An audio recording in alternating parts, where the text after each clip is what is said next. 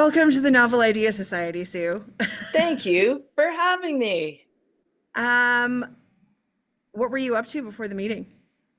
My sons were here, and I have three boys. One lives in Halifax, and two live downtown Toronto, but they came by to pick up their dad, and they're off to play men's league hockey.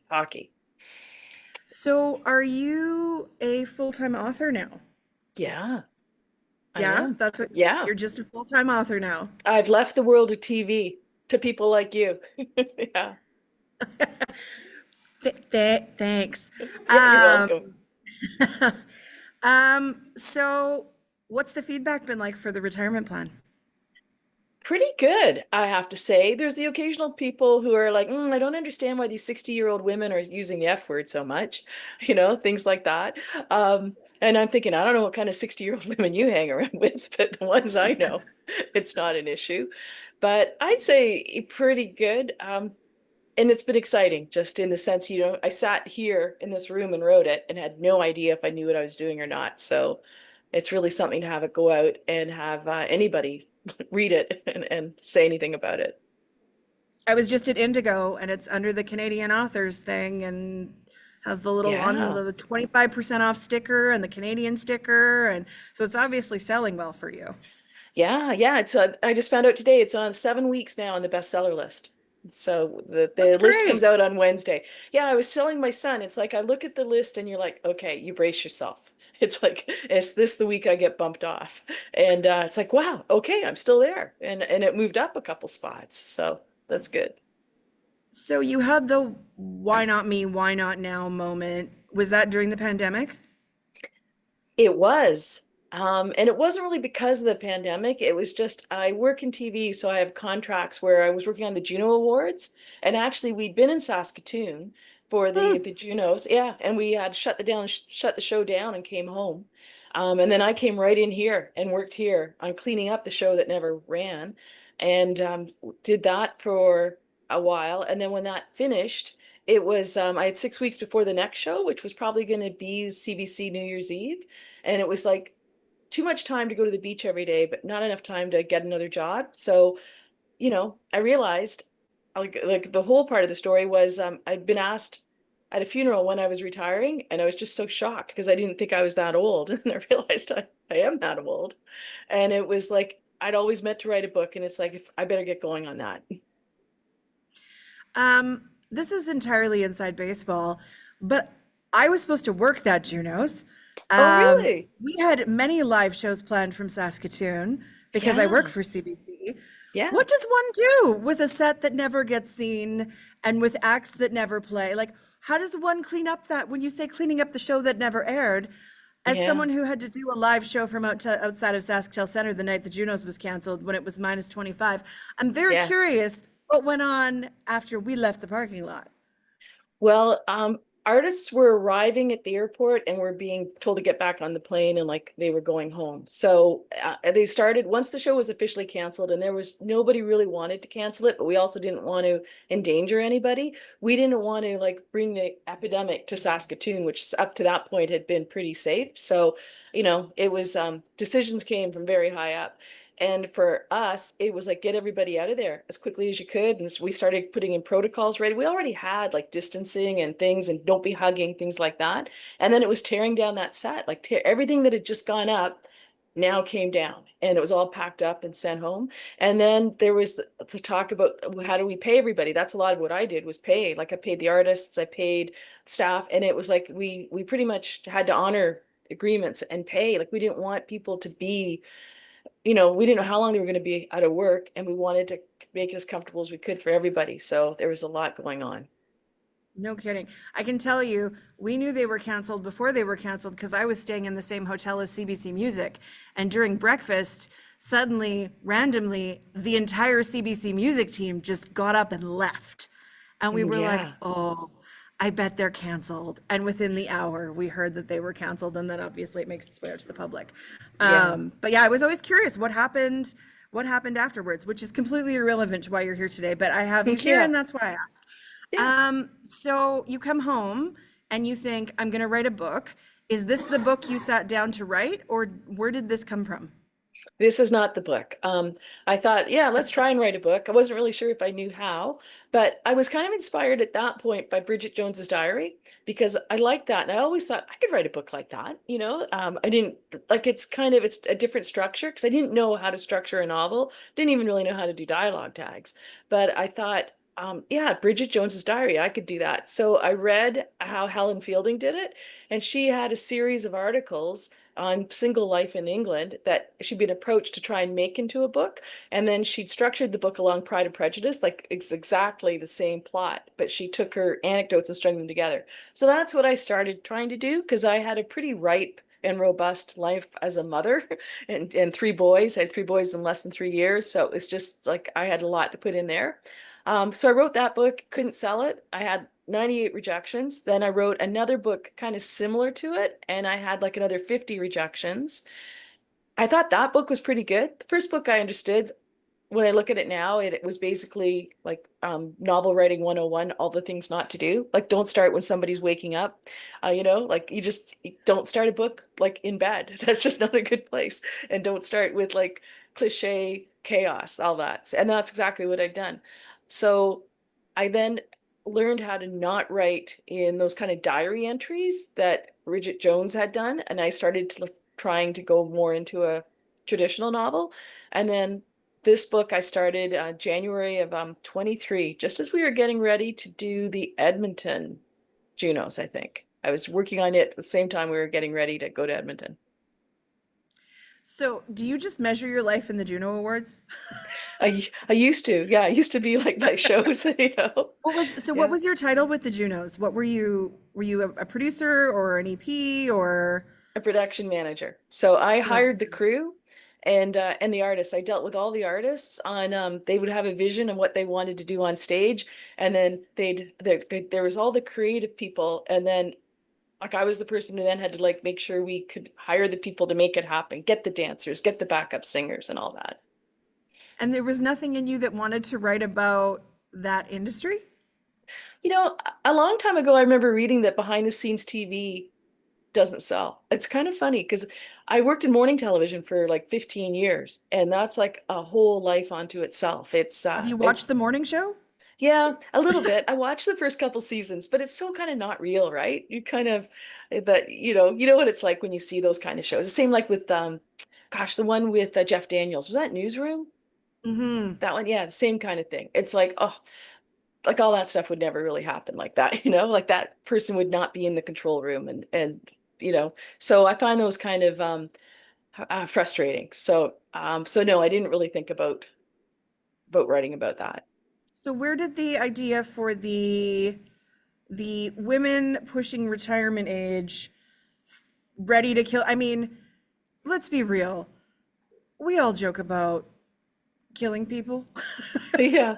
but no one, spouses or otherwise, but no one really goes so far as to hire a hitman. And the fact that the hitman is involved with both sides and like the comedy of errors, where did the idea for this book come from? Or are you secretly plotting to kill your husband? Yeah, no, it's kind of funny. I used to read all the reviews and I haven't in a while. And today I was looking at a review and it was like, oh, this story, it's just not plausible. Nobody would ever like plot to kill their the wives. I can't believe the wives decided to kill their husbands. And it's like, yeah, no kidding. Who would? Like, that would be like it'd be like a sociopath. But who wants to write about there are sociopaths, I guess. But so no, it's not supposed to be realistic. Where the idea came from was being asked when I was going to retire and just being shocked by that. And then thinking about like if you don't have the money to retire and you don't win the lottery, what else are you going to do? And you have to take some pretty drastic measures. And they'd probably be thinking about crime. And I was thinking about my own husband because my girlfriends and I, like the book at the core of the book, it's about friendships. And I have four sets, like there's four couples that have been good friends for years when our kids were little in hockey and that, and we still see each other. And so we were joking about how, my husband's heavily insured. Like, you know, I'd miss him, but I could do a lot with his money. And we all thought We've the had same that thing. conversation at home that I'm worth more dead than I am alive. Yeah, that's it exactly. So when you started this book in 23, Mhm. and how did you write it? Did you sit down and plot it out? Did you just see where these ladies were going to take you? How did you How did you start? Because I know how you start is never how you finish. No, that's true. And I really didn't know what I was doing. Like right when I started in 2020, I didn't have a clue. But I started listening to podcasts and I started taking some online courses and I bought all the books. Like I Saved the Cat, the Breakout novel, like every one of those books, I bought them. I underlined them. I understood the structure. I had a spreadsheet, like a chart with the structure that, like they said, fill in these blanks and you got a book. And I just couldn't do it. Like none of it made sense to me. And then in listening to the podcast, I remember listening to an interview, and I think it was the woman who wrote Dial A for Auntie, Jessie Q Sutanto. And she'd said she read all those books too, and none of them made sense to her. So I thought, well, that was a relief because then it almost gave me permission to not have to follow those. And I kind of pantsed it, like the pantsers versus the plotters. I couldn't plot far enough ahead, and I found even if I did, when I was writing, it's like my hands would take me somewhere else. Like there'd be a good line of dialogue, and then you'd think, like where does that go? And that was just to me a little bit more interesting than plotting it out. So if I had plotted it all out, I would have just wasted a lot of time. You might not have had the same story though either. No, definitely not. I know I started the book in January, and I know, so you've all read the book, right? We can talk, no Mhm. spoilers. Yep. Okay, Yes, yes. so I didn't even know if the husbands were going to live or not. Like I didn't, at one point I was thinking like, how do I need to make them redeeming? Like they could be really awful because then we could all die. And then I watched that show that I refer to in the book, The Thief, the Wife, in the Canoe, The Thief, the Wife, the Canoe, that whatever, and the guy who fakes his death in England. I just was Yes.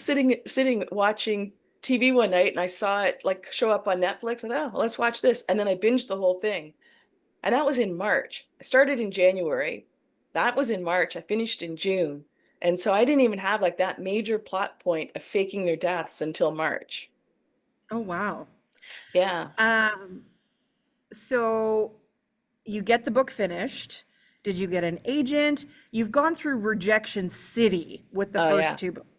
So Yeah. how did you prep this this pitch? Well, what I say to emerging writers is that writing the book's half the job and like selling it's the other half, like getting the agent, everything like that. So I pitched and I listened. I took lots of courses in, not so much the courses, but I listened and I read every website I could on how to pitch, which is to get an agent. It's the process is called querying. And it's a money-making process too. There's a lot of agents that offer courses and consultations on that. I signed up for every consultation I could. And paid like the $200 or whatever to have somebody look at my query letter. Because when you send it, you send the query letter and you send like the first pages of your book, whether they want 5, 10, or 50 pages. But the letter I just worked on really, really carefully. And I likened it, I think in the query, a lot of people advise you don't put this kind of thing in, but I did anyway. It was Ocean's 11 meets Bad Sisters. And it said some retirement plans you don't discuss with your accountant. And then I went in to the regular standard query letter. And is that what helped you get your agent? Yeah. After like I was pretty good at querying at this point because I'd queried 150 times with no luck. And when I sent this book out, You are I persistent. yeah, I know. I don't know why or where it came from, but I just kept thinking I've read books that are worse than mine, like, and they got published. Oh So yeah. there's got to be a way I can do this. And it only takes one yes. And like, there's all these things that you could say as self like encouragement, right? And the other thing I thought, the only thing I knew for sure is if I didn't finish the book and didn't try, nothing would happen. That was the only guarantee. Everything else is like, why not, right? Who knows what would happen? So yeah, I was pretty dogged with it and I kept at it. Um, yeah. So who did you end up with for an agent? Oh, I went to Rachel Neely in the UK. So I read because I kept reading books in my genre as well, because you're looking for the right comp, you're looking for the right agent. And I read the Thursday Murder Club series by Richard Osman. And at the back of his book, he'd written his in his acknowledgments, he thanked Juliet Mushins of the Mushins Entertainment. And in all my research, I'd missed that agency. I don't even know how. Like I'm still kind of flabbergasted. It wasn't on my radar. But I emailed them and right away they came back. Oh, that's what I was going to tell you is that when I sent this book out, when I started querying in July, the first day I sent out 4 queries, and I heard back from 2 of the agents like right away with positive feedback saying they read the first pages, send me the rest of the book, which is what you're hoping for as a querying author. Like that's the holy grail, is you want to have an agent look at what you sent them and read the whole book. And of those 4, by Monday, I'd heard from all 4 of them, and all 4 wanted the book. So I knew I had something. And then I didn't That's know if the great. book, yeah, it was like, especially keeping in mind, I'd sat here and had 150 rejections before. So now I finally had somebody coming back saying, yeah, we like this. And then I hoped it would deliver, right? I knew the first pages were good, and then I just hoped that they'd be happy with the full book. So, and I kept aggressively querying because I'd read enough about the process to understand nothing happens quickly. And those 4 people that had the book, I didn't want to just wait. I wasn't sitting back waiting for them. I kept going. So in the end, I queried 50 agents for this. I had quite a few offers of representation. I was really lucky. It's a whole process in how you do it. There's almost like a protocol and an etiquette. But in the end, the last person I emailed was Mushins Entertainment, and that's who I ended up going with. So you get that first email that says, send me the whole book. What did you do? Oh my God. I was here. I like literally, I still remember, I threw my head back and I looked at the ceiling and I was like, finally, finally somebody likes what I'm doing, you know? And then I actually thought, am I going to cry? And I didn't cry, but it was the hallelujah moment. It was like, because that was in July of 2023. And I first opened a Word doc probably in July of 2020. So it was 3 years and 3 books later. And finally I had like something that was good. So did you sign on just for one book with your agent? Did you sign on for multiple books? Take me through the business side. What happened next? So it's a 2 book deal we got. I was really lucky. I'm told like I'm my scenario is kind of like it's the dream, which just goes to show you, right? Like I had no idea it was going to work, and it's worked out like the dream. In that I got the agent, I had multiple offers. I went with the agent I liked. She had very minimal revisions because that's the next thing. Sometimes they might like want you to kind of rebuild the book, but we spent a day like on revisions. There was just 2 scenes I think we polished up. And then she timed for when she was submitting it in, it was just coming up to the Frankfurt Book Fair, which is the big international book fair. And we weren't quite ready with all the materials and everything she wanted to have done, like, because it was like 4 or 5 days away. So she wanted to wait until after the fair when all the agents go, and then they come back, give them a week off, and then put the book out on submission. Because in that sense, what she does is she lines up the publishing houses that she thinks will want the book and are interested, and the editors within each publishing house, and then she submits to them. And I think she probably submitted to about 12. There's the big 5, of course, like HarperCollins and Penguin Random House and that, and then you go down to the smaller ones as well. But I think simultaneously she was probably talking the book up when she was at Frankfurt, and so when it went out, there was like we knew that afternoon that people were going to be bidding on it or like wanting to buy it. I It saw was in your great. acknowledgments, you also got film rights. Yeah, film rights went really quickly. At that same time, actually, even before she went to the Frankfurt Book Fair, she'd met with LA film agents. They'd gone to England and they'd had a meeting, and she told them about the book. She wasn't ready to give it to them yet, but then coming home from Frankfurt from the book fair, I'm told they have like hundreds of books, like digitally, right? They have all these books that publishing houses and agents want them to consider to rep for film rights. And the agents that I have at WME, they had my book and they read it on the flight. And when they landed, apparently they called my book agent to say that they loved it and they'd love to rep it. And they were able to get that book out pretty quickly in LA, and it sold just after the publishing rights sold. So do you see the film version as a movie or a TV series? They see it as a movie. They see it as Okay. a feature film, like and everything. Working in TV, right? On Monday, you think you're doing this thing. You think you've got like a show with a koala bear and 2 giraffes, and on Friday, like you've got a band of monkeys. So things can change in the whole because it's so collaborative. But at Hmm. this point, they're thinking like feature film. And if you had your way, who would you, okay, I ask you this, but I don't know, have they made it anywhere with casting or anything yet? No, they Okay, told so I me, can ask you this question because I've sure. been in this boat before where they're like, I can't actually answer that because I know they've given scripts to people. Oh, wow. Who would be your 4 women? Well, the women, and that's easy because as the movie people told me, I pretty much cast the book, the movie in the book because the women are all talking about that, about who would play them. And Marlene would be Jennifer Coolidge. Like that was just hands down. And I pictured her with the big blonde hair and just gregarious. Um, Pam's Jamie Lee Curtis. Nancy is Sandra Bullock. And Shalisa is Niecy Nash Betts. Okay, and their husbands? Who would you? Yeah, so Dave Brand, who I pictured as being the real good looker, the dancer, the tall guy, the one who gets crushed by the garage doors, Brad Pitt. I just thought, I mean, I we've just, seen him do some weird stuff in movies, so yeah, that's believable. yeah, that's right, right? Yeah, and you never know. Larry Clooney, because I'm not very imaginative when it comes to names, is George Clooney. I I mean, those was, two in a movie are hilarious, so that would be great. yeah, I think so. And then Hank is kind of like Bob Odenkirk, the Better Call Saul, the lawyer from Hmm. Breaking Bad. And Andre is Chris Rock. So, I mean, you have to have connections. You're in TV in Toronto.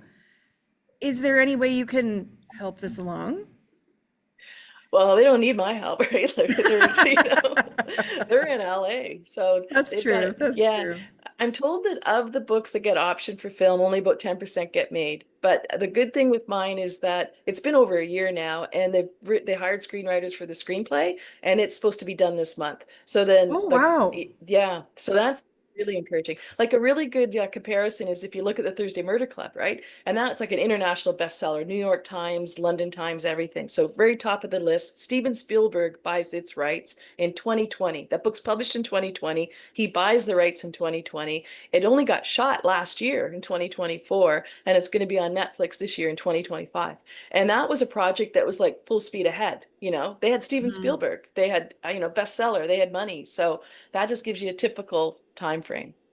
I think what makes yours unique, though, is it falls into that chick lit film, like it's not even a niche, but it's that like happy funny movie that like we need every once in a while, and there aren't a ton of anymore. Like there was a time in like the early 2000s where these kind of movies were it, and there were tons of them, but we don't see them as much anymore. And I think that your potential actors and actresses are at the right age that you could have a whole new set like these people that you've named that could do it.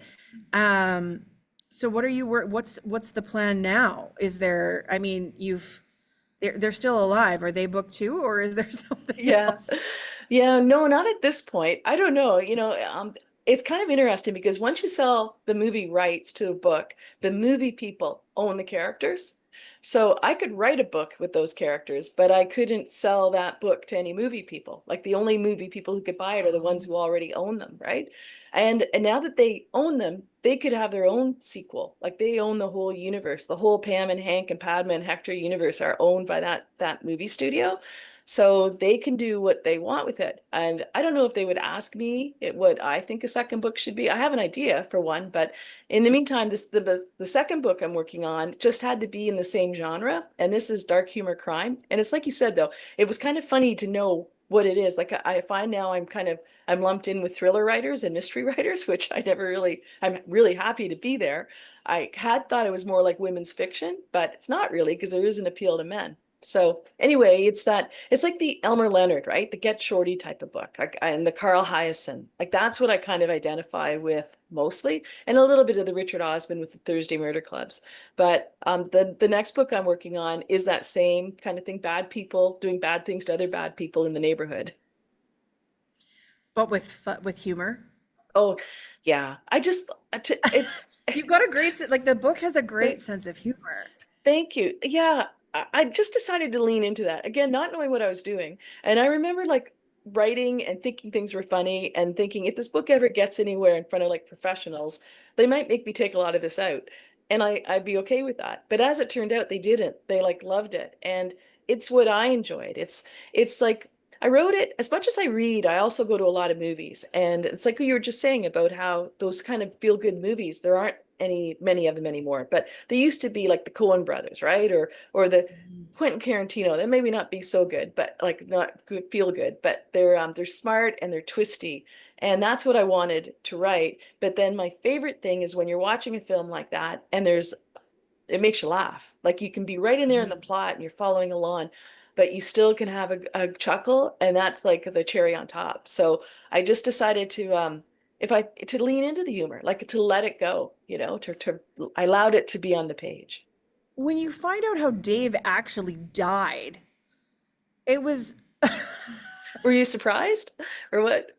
I mean, yes and no, because I am the clumsiest person I know. Yeah. So reading that on the page, I was like, that tracks. Like that could happen to someone. But the chip was a nice touch on how to explain the chip away because I was like, I don't know how that plays into that. I have to tell you, I see Mindy Kaling as like your Padma, and I don't know Oh, if it's yeah. just because Oh, me she too. plays that like grumpy, insecure character so well, Yeah. and she's also teeny. Yeah. Um, but that's who I really like. As I was seeing this play out in my head, I really Well, you and me it both. like you wrote it like it could be a movie. You did a really good job of making it very Yeah. Well, transferable to film. I think maybe I'm because I'm also because I've never taken a course in book writing.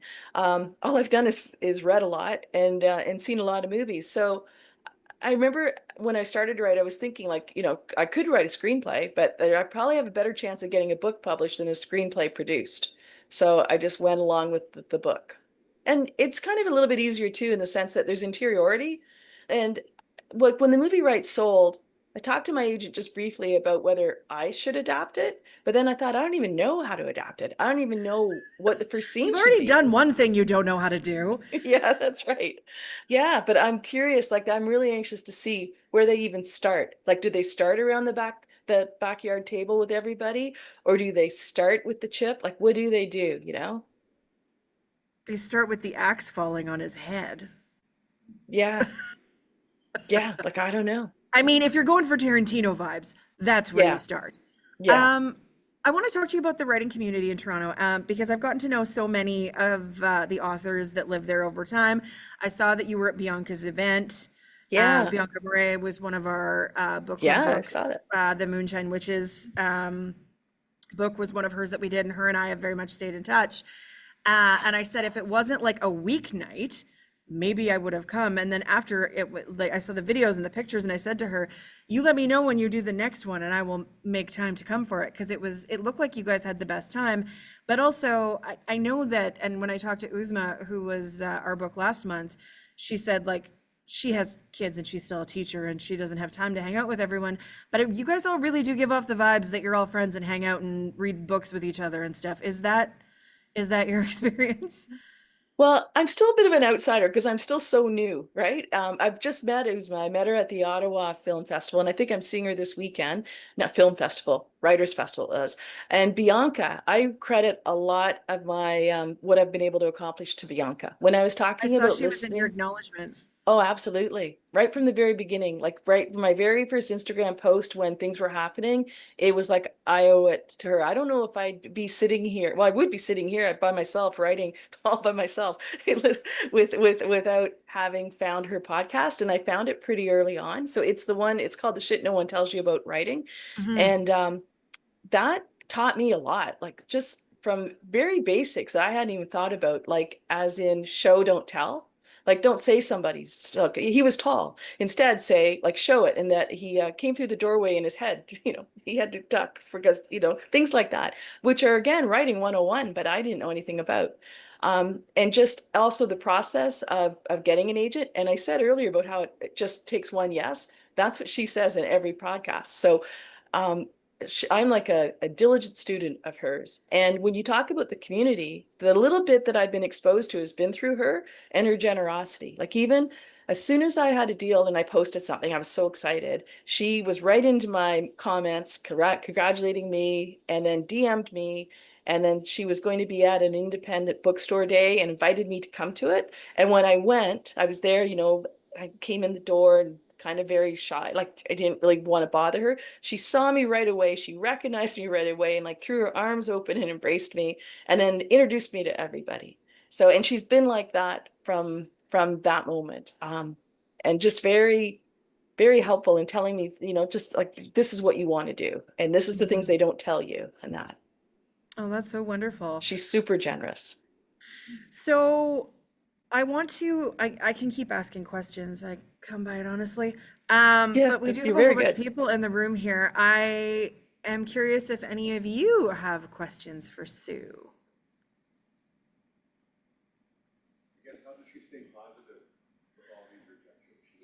They want to know how you stay positive through all of those rejections. I think I'm a pretty positive person, honestly. I would not let it crush my soul. And I just thought, I don't like all the books in the library either. And I also thought, I just, I think I was trying to be like, I did wonder if I was fooling myself, but I really didn't think I was. In the sense that I thought, I'm sure like this is as good as that book, like and another book I'd bought and I'd read. And so it was just kind of having a faith in that. Like I'm a glass half full person, you know. Okay. Anybody else? And I will say one thing too is that um, I didn't just keep doing the same thing. Like that was the thing. I had 150 rejections, so I didn't just like keep writing that Bridget Jones's mom book. It was like I took a hint and I thought I'm just going to put that aside and try something else. And I guess another way I stayed positive was I subscribed to the Publishers Marketplace, which is a website it's an insight into the publishing industry, and tells you the deals that are made on a daily basis. They're just a little bit of a blurb, but it tells you what agent did it and the author, how many books they've written, and they give you a little description of the book. And so seeing that, you see, well, books are being published every day, like deals are being made. Nobody's picking up mine. But then in reading that, I think like, I'd want to read that book. I'd want to read this book. Why can't I write a book like that? And Mhm. that kind of helped me shape what I was writing as well, to make it that it was as appealing that I like, honestly, there were books that I would read like the blurbs, and I'd get excited about them and think, I wish I were an agent. I'd like to rep that book. I definitely Mhm. want to read it. Like one of the ones I remember I was really excited about, I've watched all the way through, is gosh, it's by Natalie Sue. She just won the Leacock Award last week. It's I Hope This Finds You Well. Like I Mhm. remember seeing that blurb in the publisher's marketplace, and then to see the book come through and be published and to read it and enjoy it. So you just know it can be done. Mhm. How did she come up with what? Oh, they want to know where your inspiration for how he died at the end. And putting it at the end, like very much leaving it to the Yeah. very last thing we It's learn. funny because it was one of the first things I wrote. Like once I had the characters and everything going, and I had Dave dying, and because it's all like puzzle pieces, right? And I realized one of the guys had to die, and I thought, how would he die? I wrote that, and it was actually a tabletop discussion, a kitchen table discussion with my husband and my two sons about garage doors. Because then our garage was a real disaster. It's tidy now. That is one of the bonuses of writing this book is my husband has now tidied our garage and I can park a car in it. But we couldn't do that for a long time. Because I thought about just pushing the button and it came down. He fell, he got knocked out, and it crushed him. And my son was like, "There's no way the door would never come down. There's too many safety mechanisms, and if it did come down, it'd be too slow. It wouldn't crush him." Um, Yeah. and I was We've all like, been there where we've like tried to beat a garage door and the sensor hits you and it goes back up and you got to run back in and hit the button and it's like a race "Yeah, against the garage door. yeah." We've been there. Yeah, so we talked a lot about how we'd have to pull it down and all that. So anyway, all that was written and I was really happy with it. I had it as a separate document and I just kept looking for a spot to put it in the book and slotting it in, and there never was a spot. And then I just thought about putting it at the end. And then after I just made that decision, I was watching a movie again, and it's I think it's called Wild Things, and it has Kevin Bacon and Matt Dillon and Nev Campbell. And That's if an you old watch one. that, yeah, it really is. And there's a lot of things going on in that plot. And then it ends, it's done. The credits come up, and then the movie comes back on. And it's the whole scene where it explains what these guys have been doing that you hadn't known. And I thought, okay, it can be done. Like it is not, it's a doable thing to do this, to have that scene. The And one your thing I had editor it, liked it? yeah, I had called it an epilogue, and they didn't like that idea because they said it was not really an epilogue. So then I came up with the idea of postscript, and they liked that. Okay. Yes. I just want to say I really enjoyed the book, maybe because I'm of that age group. Thank you. She Has said she had really. entertained some of those thoughts myself. Can you hear her? I, No. oh, Okay, come closer. oh. Oh, I heard I enjoyed the book. I I just think, want to say I enjoyed the book, but mainly because I'm kind of in that age bracket that may have entertained some of these thoughts in the last 44 years. yeah, yeah. But I'm glad I read the book and I'm excited for a movie. But the reason I'm glad, I love movies too, but I think the combination, like you make up your own ideas about what the people look like in the book, but it'd be fun to see what the movie would turn out as well. Yeah, me too. Like, especially now that I know the script's going to be ready. I was going to ask if I get to read it, because I don't know. And then I thought, I don't, if they send it to me, fine, I'm not going to ask for it. But I don't know if I want to read it. Like, what happens if I don't like it? Because I don't think they're going to want notes from me. I have meaningful consultation, which means nothing, you know? So, yeah, it's like if they send it to me, it'll be like, do you want to know what I think? Or this is just being polite? Because what if They're I don't just like keeping you it? happy by saying they talk to you even though they have no intention of taking your notes. Yeah, yeah. And it's funny, too, just aside from the movie, people usually ask me how my husband is, talking about being married for 44 years. I get that question a lot. Like, what's your husband think about this? Or, how is he? And he's very much alive. He cleaned out the garage, so I'm very happy now. But What does your husband do for a living? well, actually, he was a CBC cameraman for 35 years. Yeah. Really? Yeah, So does he he's have a bad back and bad knees now? Oh, he's got bad knees. Yeah. He just retired. He retired in January, but he worked for the National and Fifth Estate. He last probably maybe 7 years he was on Fifth Estate. Oh, that's So amazing. yeah, yeah. So, I love how but small this world is. yeah. And he hadn't actually read it. He never, while I was working on it, we would talk a little bit about plot points and I would ask him, like, if four guys are on a boat and they're talking about their marriage, or their marriages, would they really talk like this? So I had input from him on that, and like the garage door and things like that we talked about. But he'd never read the whole book in a piece until after it sold. And then finally he was reading it in the other room and I could hear him going through it, and I'd hear like, oh, come on, because so much of it, you have to write what you know. And I have a real issue with shoes in the hallway. And it's an ongoing discussion about takeout leftovers are not Did he eat your pad shareables. thai? Oh, yeah. Yeah. That's almost verbatim, that conversation, Well, before the meeting started, one of the things that they said to me was how funny that like that's what pushed her over the edge was that he ate her pad Yeah. thai. And Yeah. Had that moment where he like knew that was wrong. and he also that he knew. She says also that he knew that that's what pushed Yeah. her over. It was Yeah. that I did this thing again. And like the juniper bush and how like Oh, they yeah. all wrote all the ways that they left little notes to basically like, the letter to the sun and the laminated card and cutting down like if you could have just done all those things and stayed. Like Yeah. Yeah. Exactly, right? Yeah.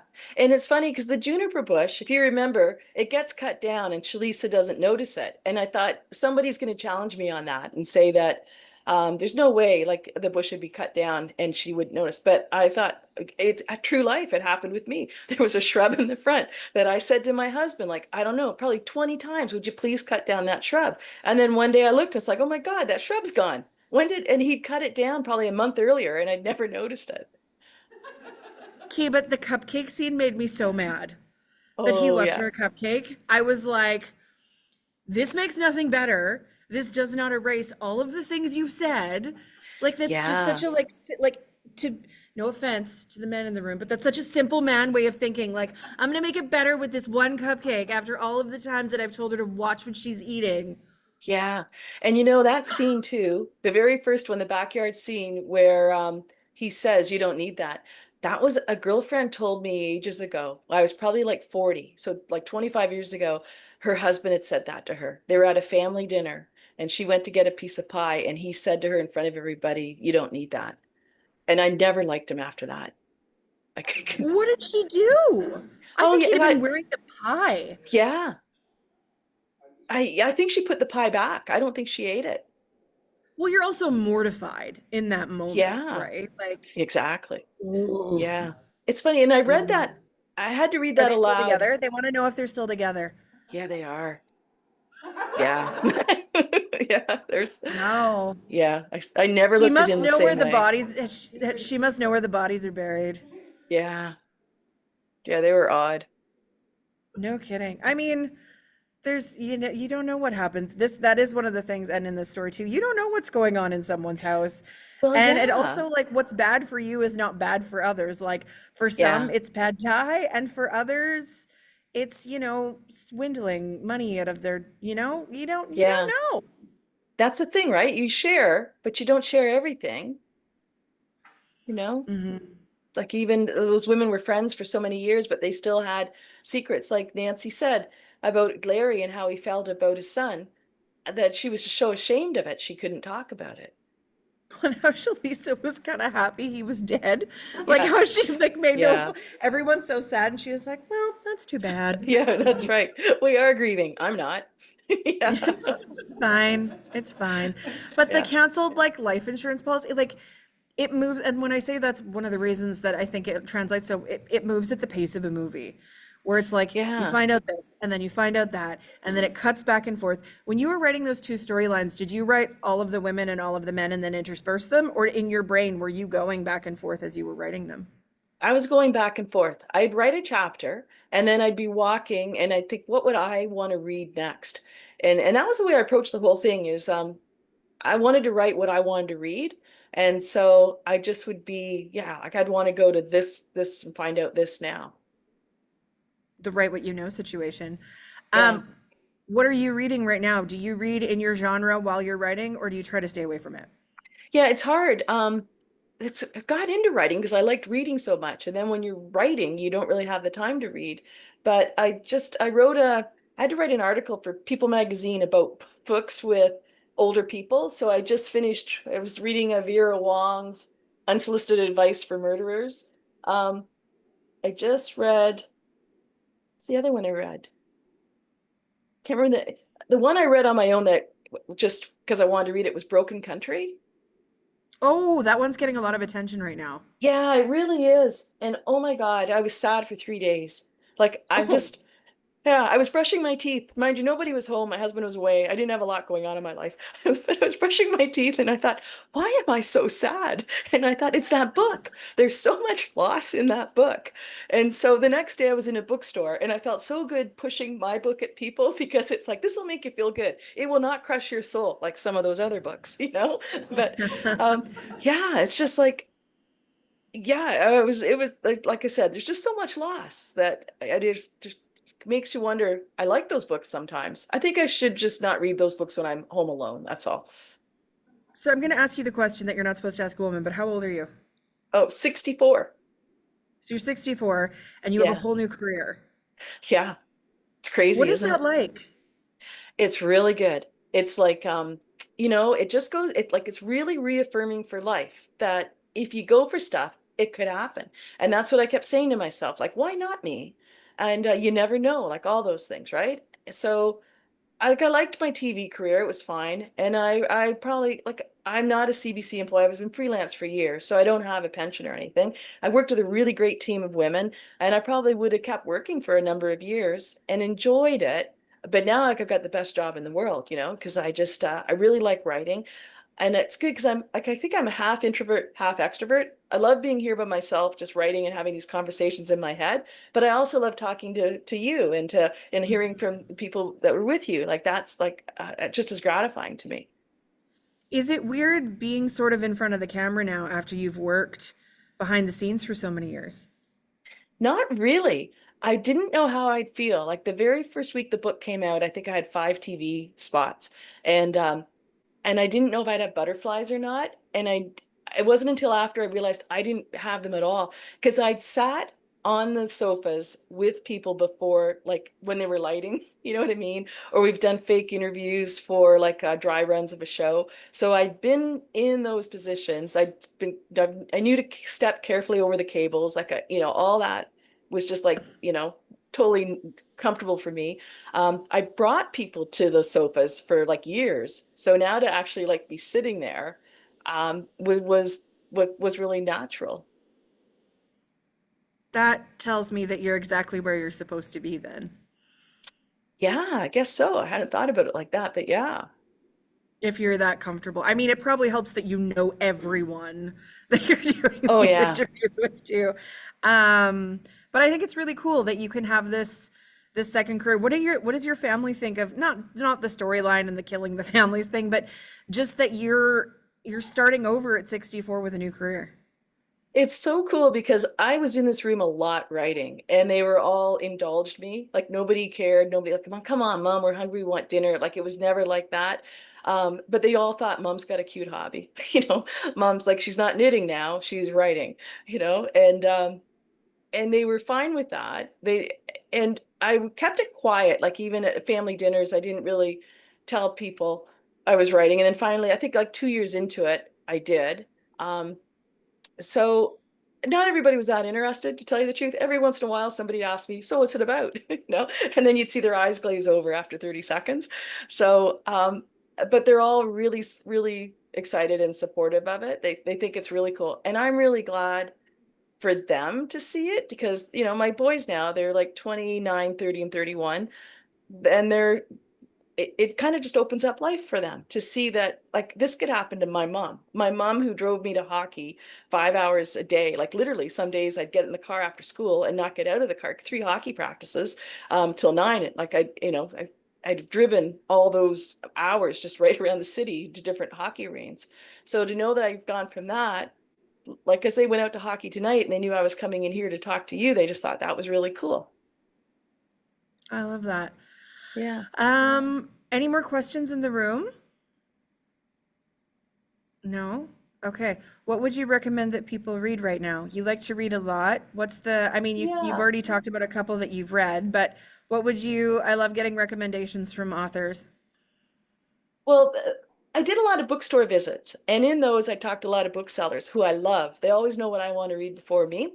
And I'd never heard of S.A. Cosby or Oh my Cosby. goodness. You want to know what's weird is I did an interview with the Morning Edition about you and this book tonight, and the host Oh, did you? suggested S.A. Cosby and anything by S.A. Cosby because he enjoys it so much. Yeah, So yeah. that's why. So yeah, I've read 3 of his books now, and I just bought his new one that is called Blacktop Wasteland, and it's on the bestseller list. It's doing really well, and he seems to be like a pretty nice guy. He's like a youngish kind of guy who started writing later in life too, and is now enjoying immense success. But they read like movies too, which I like. Did you fall into the smutty romance trap? No, what do you mean? Who's that? Any of them? All of No. them? The So okay, really spicy romance books are not up your alley?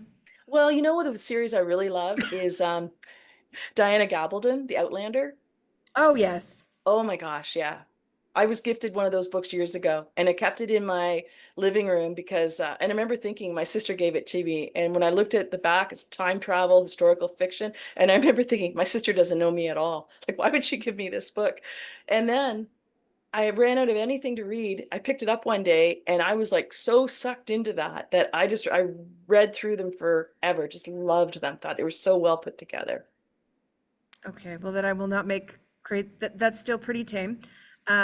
So I will not make suggestions on other authors that you could read because I have Okay. fallen into the horribly dirty Oh, romance like trap who? and Who it's do you been a like? trip. Oh, you Well, gotta tell Bryn me. Weaver is my new favorite Canadian one.